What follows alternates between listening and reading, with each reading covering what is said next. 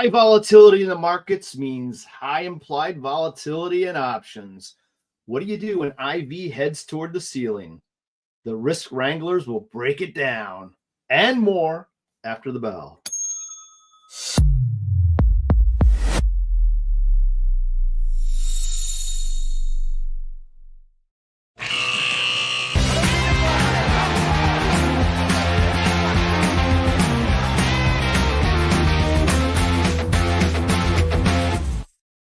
The Risk Wranglers. I mean, I'm just laughing my ass off over here. That's the intro now. That's us. The Risk Wranglers. It's so fun. I'm just dying to be a cowboy. I don't know. I can't figure it out. Okay. How are you guys? What's up with my? There we go. You're good. I'm doing all right. How are you, Lex? I'm good. I'm good. Timely, the high volatility. I mean, every time I look at, I always go to CNBC in the mornings because it just shows you the pre-market right away. I just want to see what the Dow Jones is doing, even though I don't care about the Dow Jones. The NASDAQ and the S&P 500. Those are my three that I look at, and they're right in order, right? And every day it's either a big red number or a big green number. In order to be high volatility in a green number, it has to be a bigger green number, right, Mark? Yeah, I don't think anyone complains about high vol to the upside. No. Yeah, I want the market to go up thousands of points every day, essentially, I think, for the most part. But no, hold on. Wouldn't because of option skew, wouldn't that be the opposite? Because they're implying, since calls are lower priced typically, like in the same percent distance as puts. Yeah, I think that's fair. I think we're talking more about the emotion and sentiment of an up move a little bit in terms of scariness. And if an up move happens of 100 points, nobody with 401ks. No, that's the point. That's the point. Okay, so we're going to talk about this high implied volatility environment. So, the opening we talk about high volatile markets, NASDAQ, S&P, and anything else you can throw in there, Tesla, Apple, you name it, means what? Well, option pricing is going to get higher, right? Because these moves are big, and market makers and the people who make these markets are not going to sit there and sell you cheap priced options when these markets are moving so much. So naturally, one implied volatility moving up takes the whole board up, right? And then we can talk about skew as well along the way. Now, do you guys have are you noticing anything relative to what you guys are doing? I know, Mark, you do a lot of RIA kind of stuff. I know the retail community has a big short iron condor sort of bias. They love that stuff, especially with zero DTEs. And I know I was talking to my brother the other day, and he's like, God, this is insane. I'm doing things 75 points either way of at the money and getting hit on them. I'm like, yeah, right? Welcome to the world of craziness. What are you guys seeing? I think there are two big temptations that retail or buy-siders in general have when the market's doing something like this. The 101 inclination is to go rush and buy puts. That, oh my God, the market's crashing. I need to buy puts. Puts are protection. And so that drives up the price of puts, and puts are getting more expensive because there's higher vol. And so, that's the first temptation. And then the second temptation, like you said, is people say, oh, there's high vol. Well, that means I should sell it. And so, now's a great time to, lay into short vol or, but the reality is if you're putting it on through a condor or something like that, you're getting bumped out in this market. You're selling $1 for 70 cents and losing 30 cents. Yeah. Yeah, and you think, I mean, it looks like a great trade too. I'm selling a $1 iron condor for 70 cents. I mean, sign me up, right? And you keep getting knocked out. That's insane. Yep. Yeah, a lot of chop, and chop is 25 vol is a lot different than 15 vol. Oh yeah, for sure. Jason, what are you seeing? Anything similar? What's going on in Volin? Where are we seeing some? So in Volin, I mean, we're seeing a lot of people buy puts.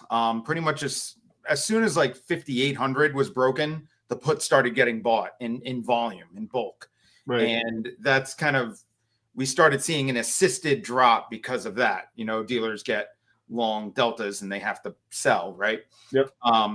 So we got like an assisted drop all the way down to 5,600. We do a lot of like statistical analysis, and one of the things that we pay a lot of attention to is spot vol correlation. Mm-hmm. So, the movements of VIX compared to the percent movement in SPX. Right. And when that gets out of whack, you can, that's when you start to see panic and or illiquidity for dealers in the market. We did start seeing a liquidity drop as those puts were getting bought. I guess, the dealers don't want to be too one-sided in a volatile market, right? So they're demanding more edge. And, the puts being bought also. So that expands VIX twofold, right? And two different reasons. And it wasn't until Monday of this week, though, that we saw like a vol, what we consider, or what I consider a vol event, which is VIX moving 2 points more than the spot vol correlation implies, right? The normal spot vol correlation. And, all prior to that, we were getting sell-offs, but VIX wasn't reacting as strongly. And that's because when we were at all-time highs, we were in the midst of a lot of in-the-money customer short calls. They sell their calls to buy their puts, and then it hedges their portfolio. Sure. We were in the middle of those sold calls at that time. So nobody was panicking when we were dropping from all-time highs until Monday, when I think something, I guess, unexpected happened, and we got that 2-point move. Based on a historical study we've done since 2013, this has happened 17 times where VIX has moved 2 points more than spot vol correlation implies. 17 out of 18, we've recovered that within 3 weeks from the prior day's close. So, okay, what does that mean though? You recovered it. Does that mean that the market recovered? Yes. Okay, I just want to make sure that's clear. The market reaches the prior day's close to the vol event day within 3 weeks. So, like, you see, like, what do we have Monday, like minus 2.7% or something like that. Yep. That should recover by the end of the month. Okay, and you're starting to see that setup occur. Yes. Okay. Yeah, I mean, Gal, I got to tell, I'm watching the market as we speak, and it's rallied tremendously as I'm sitting here. You know why? Because we're talking. Yeah. Well, probably what's happened if because I was looking a little bit before we came on. Yeah. For the past 3 days since that Monday, VIX we've gone the opposite direction. VIX has undershot spot vol correlation. I think 2 days ago we had minus spot and minus VIX, right? Yep. Yesterday we had minus VIX a lot and spot only going up a little bit. Sure. It kind of, when we see that expanding VIX, it, rushes, it's a rush. It's happening concurrently.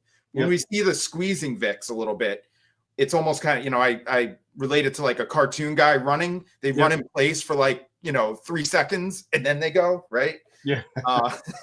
That's kind of like how the short vol works. So, I think right now we're in that running in place mode where VIX is coming down.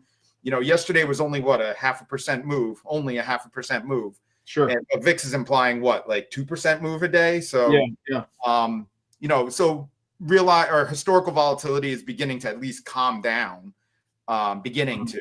Yeah. And, implied volatility will follow. And with that, comes a rally usually. Yeah. Okay.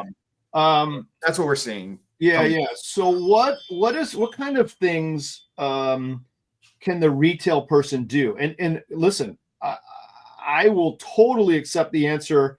Sit on your hands and let it play out. I mean that's going to be my answer. I mean, the reason I'm wearing this beat up old hoodie is because I'm not watching the markets. I'm going to work in my yard. If you want to hit the sell button in this market, go dig a ditch and then decide if you still want to sell after doing that. Yeah, I agree with that. Go dig a ditch and bury yourself. Well, look, if you're, but Mark, I think to some degree, Mark, to a lot of degree, Mark's right. I mean, if you're a premium seller, typically, and what I mean by that is, you're the short iron condor person, and you're looking for a market to kind of be within a nice little range, and you collect your premium and you kind of rinse and repeat. Okay, that's fine.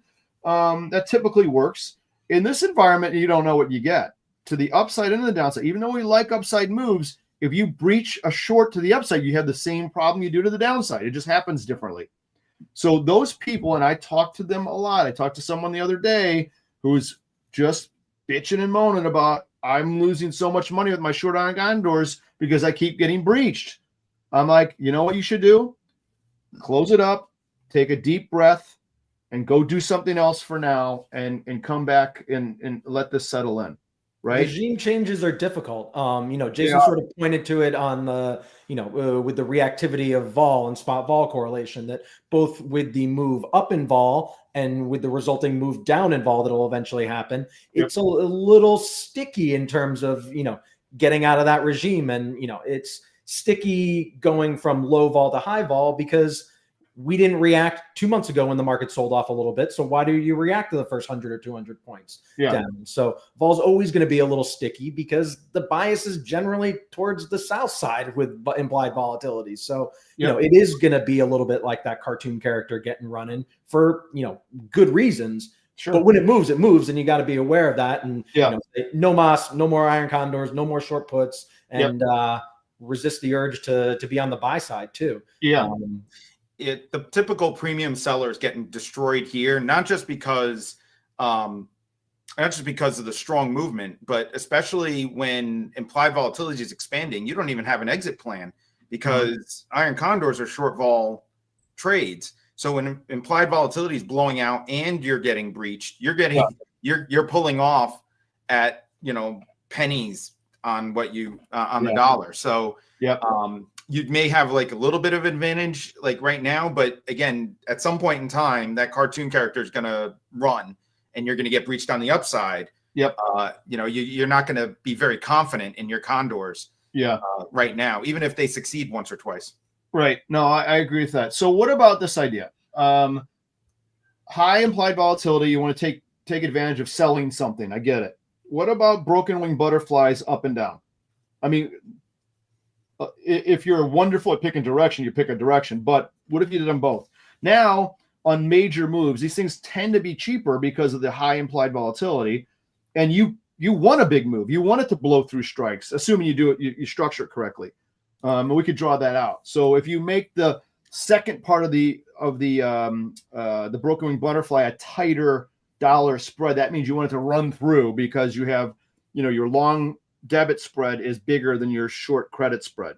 So you absolutely want it to bust through. What about that kind of a strategy? Does that make any sense at all? I think if you want to sell something, you should be selling time spreads. I think you should be taking advantage of the fact that 2-3 months out, VIX futures are 22, 21, something like that. I don't know exactly. And sell something further out in the curve where vol is going to have a lot more time to realize and come back down to its mean. And take your time spread leg and be long gamma for this chop in the interim. So if you really need to see red and smash red, time spread. Yeah, you like that? And you could time spread can be a diagonal too. It doesn't have to be the same strike necessarily, right? Get short vega, long gamma. Okay, get short vega, long gamma. So that means for some of the beginners, right, we're buying in the time spread where we're buying nearer term stuff, selling longer term stuff. Now, the absolute implied volatility in this scenario, you said short time spread though, right? Yeah. So he's buying front month closer stuff and selling farther stuff. Is that what you mean, Mark? Are you allowed to do that in most retail platforms? That's a good question. I'm trying to think what we do at Tradier. There are in indices. Probably not, because you get cash settled. So you're left with a naked short. In equities where you get a stock, obviously you have the money to margin that, you do. But I think if it's expiring, you got a problem, you got to get out of it. If it's second month, you got time. I like the strategy. Now just so people understand, you're probably buying a higher implied volatility absolutely than what you're selling, right? In selling that time spread. So you're probably, if you're buying a 50, you're probably selling a 45 or 40 even.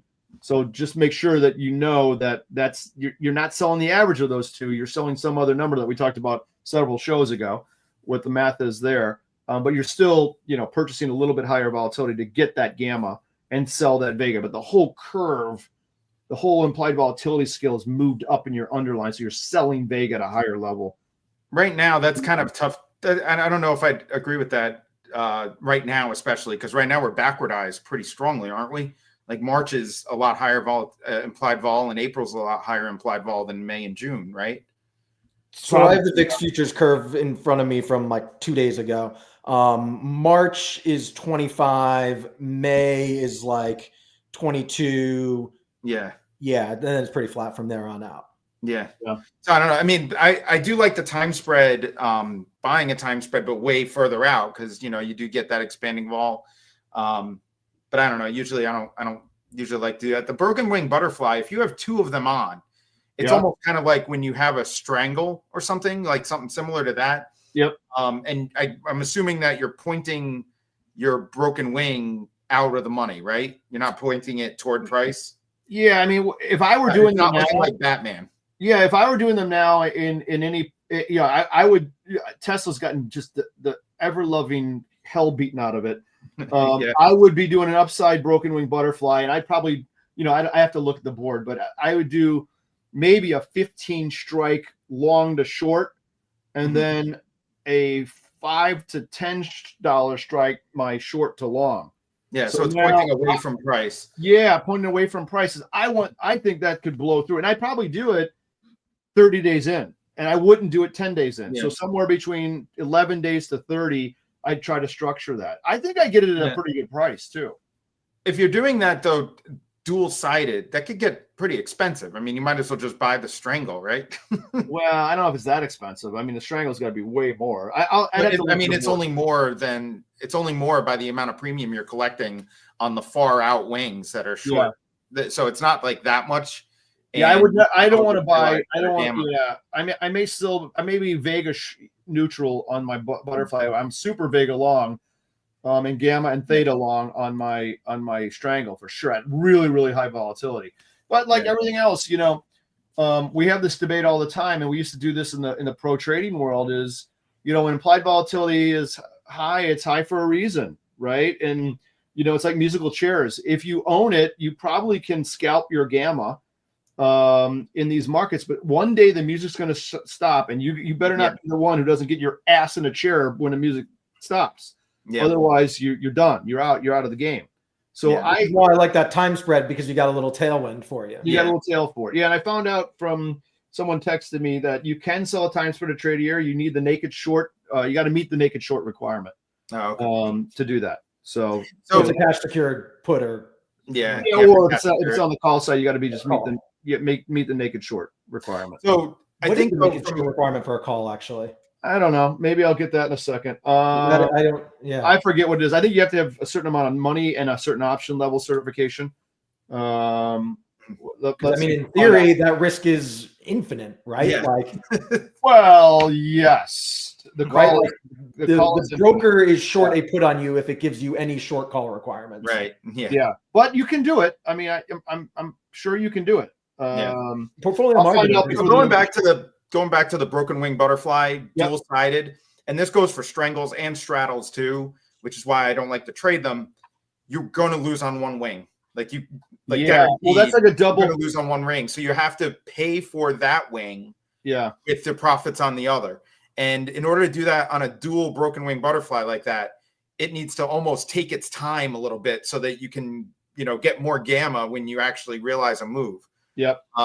Yeah, no, I understand. It can't take too much time because then you're in the pit. You're in the valley of death in between them.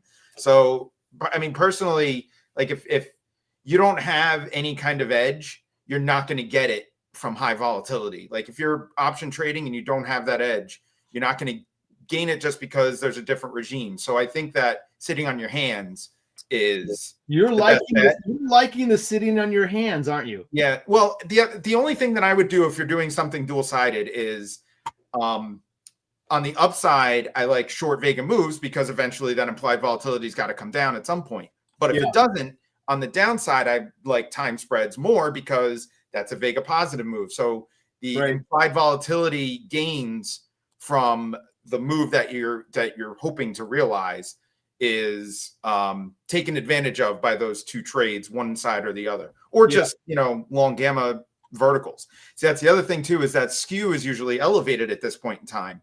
So if you do verticals as opposed to anything even fancy, like long gamma verticals, especially on the downside, they will be cheap because skew is usually elevated. So that further out of the money option has a much higher relative implied volatility. Just don't put a lot of money into it either. So that's it's low risk skew helps you out quite a bit on that trade. Yep. And and it's also very low maintenance, so you don't have to sit there and babysit it and sell this wing and sell at the right exact moment. So personally, in these environments, a delta butterfly that's higher than the market, and short gamma verticals, long gamma verticals. Short gamma verticals, you're going to die. Short gamma verticals below the market, and that will probably be the most cost efficient way to play something like high vol. And if you don't know what we're talking about, go sit on your hands. Dig a ditch. Hold on, I'm building something. Green. You're probably wondering why I'm looking up so much. I have all these screens. I have all these screens in front of me, and I have Trader Pro up top, and I'm going to share my screen in a second because I built one of these broken wings just for fun. Oh, okay. Let's do it. You guys good with that? Yep. All right. So, Luis, if we can bring that baby in. Okay, here we are. So here's the way the broken wing works. And again, little bit of a teaching moment just for some of the beginners. I know if you're advanced, you get this already. And I picked these randomly. So this is Tesla. I'm a big fan of Tesla, the stock. I love trading. It's super busy, super active. Prices are big. I love big prices. I like fat, juicy premiums. Here is a chart, a year-long chart of Tesla. Okay. Next time you say big, juicy premiums, I want you to say it in a Trump voice. The premiums are huge. Nobody's ever seen it like this before. So here's where Tesla was, way down here in the $1.75 range, $1.66, right? Yada yada yada. But we got way up here to 468. And here we are now after this whole situation. So if you're a little bullish in Tesla, you got pretty long path to go. And I'm saying I'm bullish. I'm not going to tell you my reasons why I'm bullish, but I am. Okay. Now, that is a trade thesis that you have to decide as a user. You can't follow me because personally I'm not very good at direction. But if I'm a betting man, I've put on this broken wing butterfly. So here's how it's structured. 255 call, I'm long, and I'm playing to the upside. I've got 15 points on my long call spread. Okay, and then I got to add the short call spread to it, and it's only 10 points. 15, 10, I can make 5 total, less what I pay for this.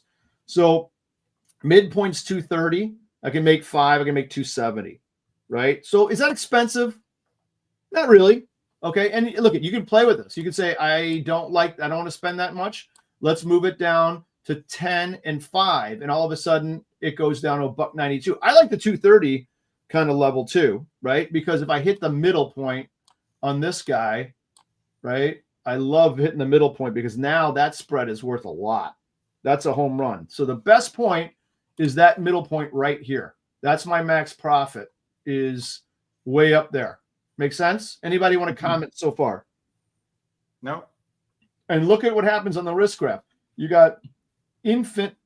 If this goes to infinity, you make a finite amount. You make that difference that we just discussed, okay, on this thing. And then all you can lose is what you pay for it down here. And that's all risk defined. Again, this is a 10 lot, folks. So don't make sure you understand. So what you just said is true. And that's cheap if you go up. Now, correct. If you're doing a double, you're going to 35. And I know it's going to be more than 235 on the put side. But if you do a double, then if you exceed that 270 to 280 area, you're only breaking even. Right. That's correct. That's why I don't. Yeah. So I think it's a great point. So what Jason's saying is I'm gonna save this spread, right? I'm gonna erase this, and let's go. I'm just gonna pick randomly to the downside. So let's go 215, and we're gonna go down to 200 twice, and then we're gonna go to 190. So to the downside, it's $2.15. So as Jason just said, I was paying $2.30 for the upside. I'm paying $2.15 to the downside. I'm netting myself out if I do double of these, right? Mm-hmm. The only way I win is if I hit the home run ball and hit the short strike on one side. Yeah. That I'm not advocating for. This spread, I'm not advocating for double broken wings. I'm advocating if you have a directional bias, there's a great reason to do a broken wing butterfly. I definitely agree with that. I think that if you have a directional butterfly, one broken wing butterfly is good. Yep. it's a solid trade. Yep. And even if it just kind of crawls to your target, you're making more money if it's only crawling to your target. That's So right. I like that. What I thought you were saying before was doing 2 broken wing butterflies on one on each side. Yeah, no. So I didn't like that. Yeah, gotcha. I don't do those. So let me do this one now. The 250. Mark, you want to do a diagonal one? So notice here on this one again. Let me send it over to the tower here. So on this one, what I did was this is a diagonal time spread where we're buying the front month and selling the back month. So you can see the dynamics of this. It kind of looks like a back spread, right? And a back spread means that you've got curvature, okay, and gamma. So you do okay to both sides. It's a credit spread, right? So if stock goes to 0, you're going to make that credit, right? And you can make a finite amount, to infinity on either side, right? Because you got the difference between the strikes plus your credit. Make sense? So Mark, you like these, right? Any comments you want to make on this one? I don't actually tend to execute like diagonals like this. Yep. I would more think, but like the Greeks of this position, I would say are more what I like, having that short back month Vega and long some gamma from the front month. Yeah, let's take a look at this real quick. Go ahead, keep talking. Sorry. I mean, whether like this simple example could be like short, like a strangle swap or something like that, or a straddle swap, or yep.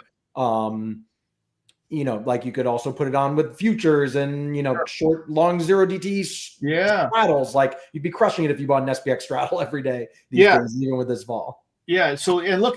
So he's got big movement positive, green positives here. Here's the Greek profile. Okay, deltas are pretty flat. Gamma, you're positive, as Mark said. So you got 2.85 positive gamma. Theta, you're paying for. That makes sense, right? We're buying front month stuff versus selling back month stuff. So you got some theta you got to pay for. Your Vega is exactly what Mark said. It's a short number. It's a pretty good short number for this. This is only this is a 10 lot. So this isn't bad. Okay, and we're not going to talk about row today, but so that's what you got for Vega, right? Now, if you wanted to do this on the same line, I'm going to make this 250 now. Okay. Let's see what happens. Okay. Similar kind of pattern here. The pricing just changes a little bit, right? So you get a better credit now. That's what happens. And so it just shifts this a little bit. Okay. So this is kind of a fun spread. You're not Mark's trying to take advantage of the short Vega because implied volatility is really high. Right? Safe to say, right, Mark? Yeah, I don't have Tesla's numbers right at the top of my head, but I have to imagine, given that it's dropped 50%, that IVs are a little rich. Yeah, for sure. So I'm going to remember this order, and it's in my little remember column here. So I'm going to look at both of these. I'm going to save these guys. So in Trader Pro, you can remember this stuff, which is kind of fun. So tomorrow I can come back, or I can, if I don't put these on, I can kind of manage them down the road. So kind of neat. I like doing that. Anyhow, okay, that's enough of the screen share, I think. Any last parting words before we go? This too shall pass. Remember, so I've lived through the 87 crash, 1992. Tell me when you guys were born. 1992. You're not born yet? Okay, cool. And I've lived through the 2008 flash crash, which was the scariest. COVID. I've hit them all. Guess what? Volatility goes back to normal at some point. It goes back. Trust me. No, we never thought we were going back after 2008. It went back to 12 or 7 or whatever the hell. Single digits in single digits. So this too shall pass, as they say. But I think the important point is, if you're going to trade in this environment, learn how to do it, right? And if you're a premium seller and that's all you do, I'm not going to bash you for that. But this is a tough environment, and you better have exit strategies if you're going to still do it, or go garden, as Mark said. And take a pass, take a break. Any thoughts? Yeah, Mark's doing that. I always trade. That is financial advice. Go work and go dig a ditch. That's my financial advice.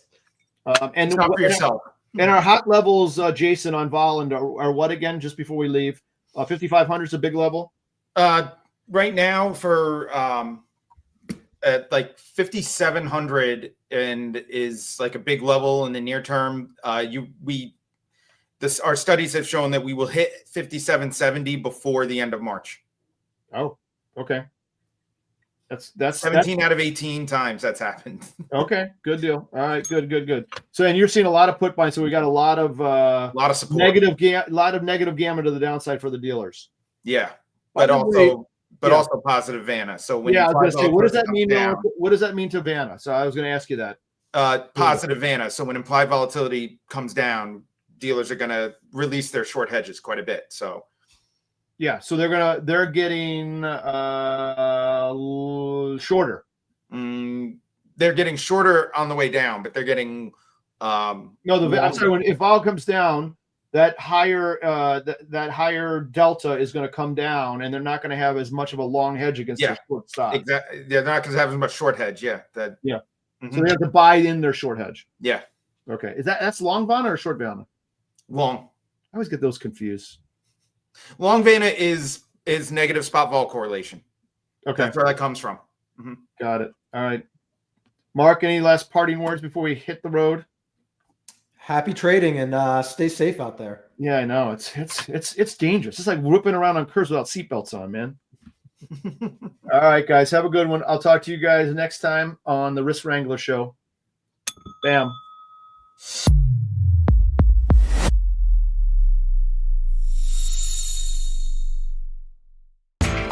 You know how the financial world goes. Here comes the buzzkill.